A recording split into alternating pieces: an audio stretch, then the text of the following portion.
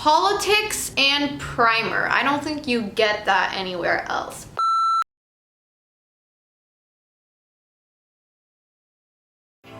It's Hailey, Sani, and today I'm starting a new segment here on my channel where I'm going to be getting ready with you guys and doing my makeup while also talking about the news and current events that are happening around the world. I've kind of not been satisfied with the direction that content here on YouTube has been going. And I will admit, even I'm guilty of having done that here on my channel. I filmed something that's trendy and getting a lot of views and engagement that's like popular on YouTube and called it a day. I love talking. I love sharing my knowledge with other people. And I've been keeping up with current events myself for a while, but it's like, why don't I ever reflect that? This like curious person that is always craving knowledge with you guys. Like, I feel like you guys don't really get that side of me. And I've also noticed that the way that the news is presented is kind of boring. That's why a very small percent of our generation even reads or watches the news. Our patience is at an all-time low because of this instant gratification that we get. Like, how many times have you scrolled past a TikTok without even getting to the end of it because you're just too impatient? And TikToks are at max 60 seconds long. But we're also going through unprecedented times where we need to be the most aware of the environment that surrounds us and all the events that are happening. The actions of this generation in the future will have the biggest effect on humanity, I think, in the context of history ever. But I feel like as an influencer, I have this responsibility to influence people to be better and do better. I think that's what makes me an influencer. And that doesn't mean that I can't prioritize having really like easygoing conversations with you at times too. Not everything has to be morbid and dark and about these news events. So that's why I thought having a segment like this on my channel where I kind of like bring both of the things that I enjoy doing into one little place. I want to make videos for you guys where after you finish watching the video, you feel like a more informed, aware, knowledgeable human being. And the stories that I'm gonna be sharing with you guys are gonna be short, they're gonna be dynamic, they're gonna be snack-sized news bits, so they will not be boring you. You don't have to sit through an article or a 45-minute podcast to know about one thing that happened. So basically, you're incorporating like a 10 to 15-minute video into your week that summarizes all the big relevant things that are happening right now. If you like the sound of that, then make sure you hit subscribe. This is only the beginning. I wanna have guest stars on the show. I wanna have professionals and experts that I can ask questions to. Just creating a very like engaging, fun environment while we're doing our makeup. First things first, I'm gonna be putting the base on. This is the Kosas Tinted Face Oil. I recently started using this product, and if you're like me and you kind of hate foundation and like anything that's face coverage, I'm super lazy when it comes to makeup. Even applying concealer was like a hassle for me, and I wanted something that could be coverage but in an easier way. So I discovered this, and it literally goes on as if it is a face oil. Like, it's just super light, but also the coverage is like kind of really good. The first current event that I want to talk about is this shooting that happened in Atlanta where 8 people were shot and killed. The shooting happened in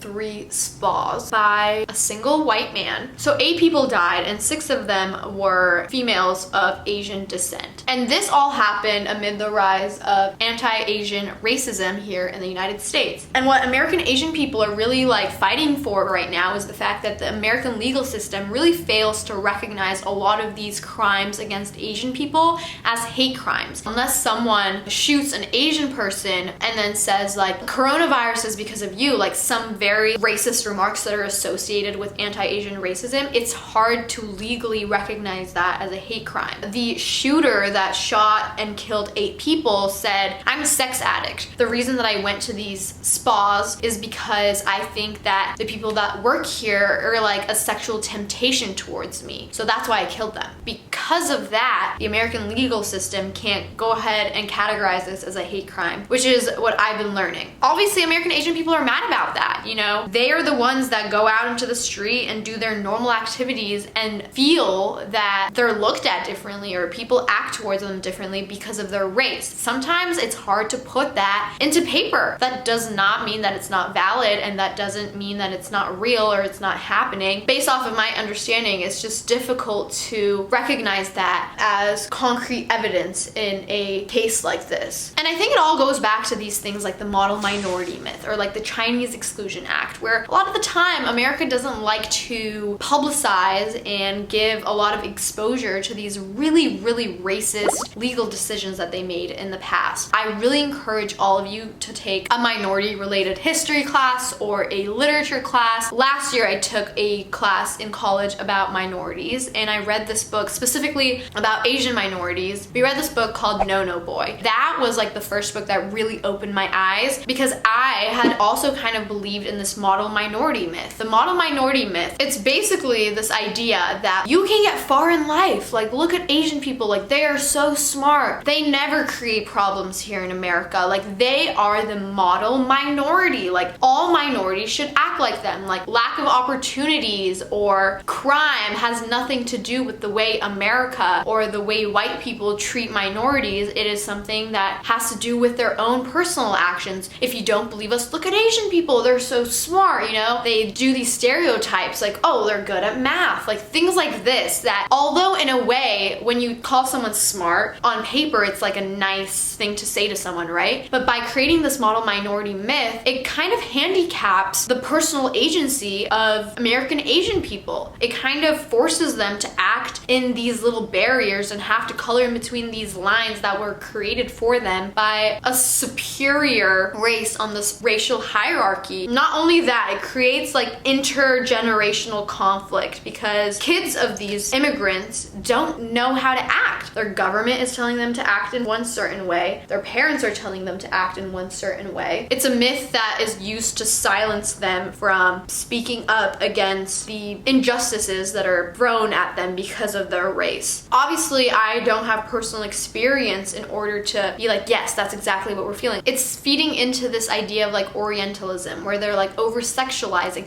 Like, the fact that this man said he's a sex addict and that's why he like went over to these spas to shoot them, do you think it might have to do with the fact that like Hollywood has over-sexualized Asian women for decades? Why did that man think that because there are Asian women that work at these spas, it has something to do with his sexual addiction and it's a temptation for him? These ideas don't just erupt in people's brains. There are things that they read that create these subconscious understandings in people. It has to do with America setting aside a whole chapter on World War II in our US history textbooks and then having this tiny little fun fact bubble on the corner about Japanese internment camps. Why was that not talked about? That's why we're making these videos, people. So unless they say something during the attack that alludes to the fact that they're doing this hate crime because of racist incentive, it falls into this gray area where, yes, it was an attack done to an Asian person, but was it done because of race, or did race have nothing to do with it and it was just an attack? Perhaps if the most powerful man in our country that was in charge of the country in one of the most risky times to date hadn't used words like China virus or hadn't said things that kind of like spotlight Asian people as the reason this exists, which is completely false from the narrative. It was kind of like he was just playing like a scapegoating game. People who are his followers wouldn't have this like courage to be able to say things like that and do things like that. So because the face oil, again, is an oil, it's nice to set it with a powder because it just kind of prevents it from like slipping and sliding around. And then after I do that, I go ahead and grab my bronzer.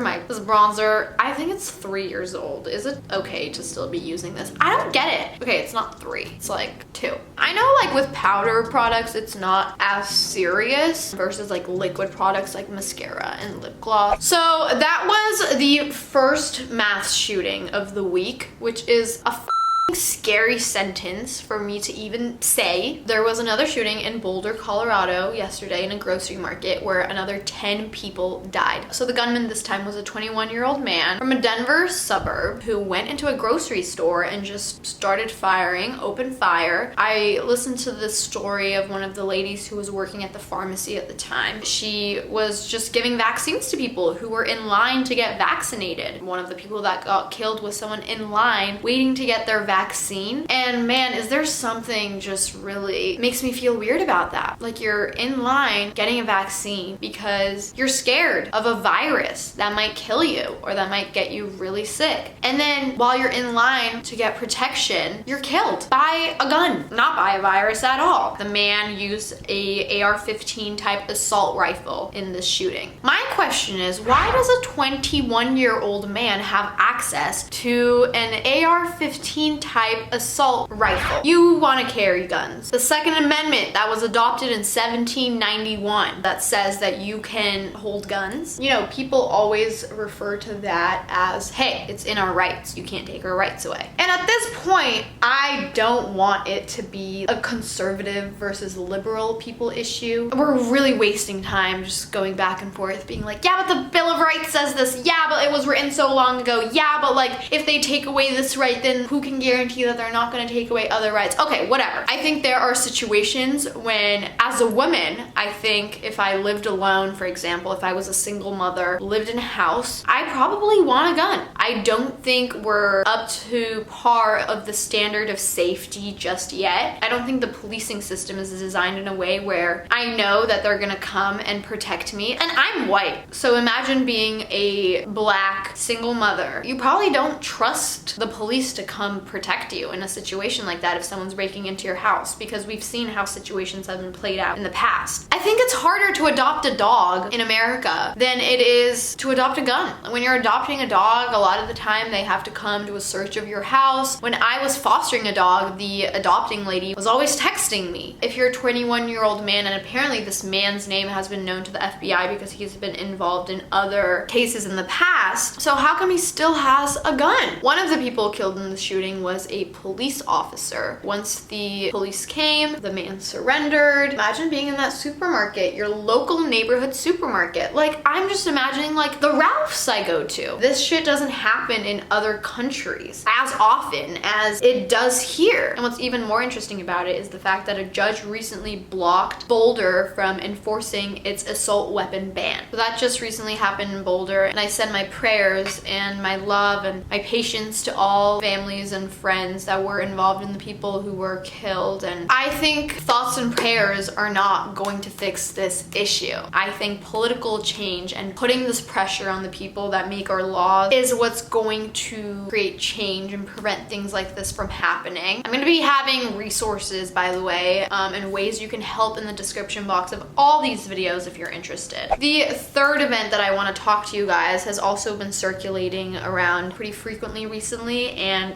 it really hits close to home because it's quite literally happening in my own home country, which is Turkey. So Turkey has, ever since I was born, ever since I can remember, had a domestic violence issue and a femicide issue. Femicide is basically the murdering of a woman, a lot of the time by their significant other, their husband, their boyfriend, their partner, sometimes their dad. The average number of femicides in Turkey every year is around 400. So there's this international agreement, it's called the Istanbul Convention. It was an agreement that enforces legislation to protect victims of violence. Last week, the president of Turkey, President Erdogan, decided to retreat from the convention. I used to live in an apartment back there where, you would quite literally hear our next door neighbor beating the out of his wife, and we would go to the police, and we would, even go knock on their door sometimes. I think my dad would do this where he would be like, hey, you're making noise. Like, it wasn't even about the noise. It was more of just like, you never know what people will do. My dad could have gone and knocked on their door, and he might have a gun on him, or he might have a knife on him, and that he just pulls out, because obviously someone who's beating the wife, their mental state is not going to be based on common sense. Because our president decided to pull out of this treaty, which basically wasn't even being executed or enacted in a very effective way, it was just kind of there. It didn't really make a difference. In the first 81 days of this year, so up until January 1st till now, 82 women have been murdered in Turkey, which equates to about 1 woman per day. And instead of enacting additional legislation to further this convention that wasn't really working, he decided to retreat out of it. I feel like that's taking 20 steps back. If something's broken, you fix it. You don't throw it away. The way America is desensitized to mass shootings at this point, because we see it so often, is the way Turkey is with women being murdered. There's obviously an uprising in Turkey right now with protests, pressure on lawmakers. As a woman, when I used to live in Turkey, this is what my parents taught me. If you are the last person on a bus and everybody else on that public transportation is a man, get off. Here are some of the things that were stated in the convention. The state must investigate allegations of violence and prosecute violators. In past occurrences, women, neighbors, family members of women who are victims of violence have called into the police being like, hey, you know, this is happening, like, please do something about it. And they just kind of don't. It's this misogynistic idea that, you know, if a man is beating his wife, she probably deserved it. She probably did something. That is how you maintain the gender power dynamic in the household. Last year, a girl was murdered by her boyfriend because she dumped him. Because there is this literally generational ego that is constantly passed down because of these inequalities in gender and these gender norms that are literally like injected into people's brains, like even growing up. According to a study made 11 years ago, 42% of Turkish women aged between 15 and 60 have suffered some physical or sexual violence by their husbands or partners. And the government just kind of doesn't protect these women. I will have petitions and resources that you can donate to below, but I think the real change is gonna start when we really create space for these conversations. I just realized I've been using a lot of Kosas products. I think they're vegan actually. This is the Kosas Wet Lip Oil. Goes on like a lip oil and it feels like a gloss, which is really nice. So finishing everything off with some setting spray.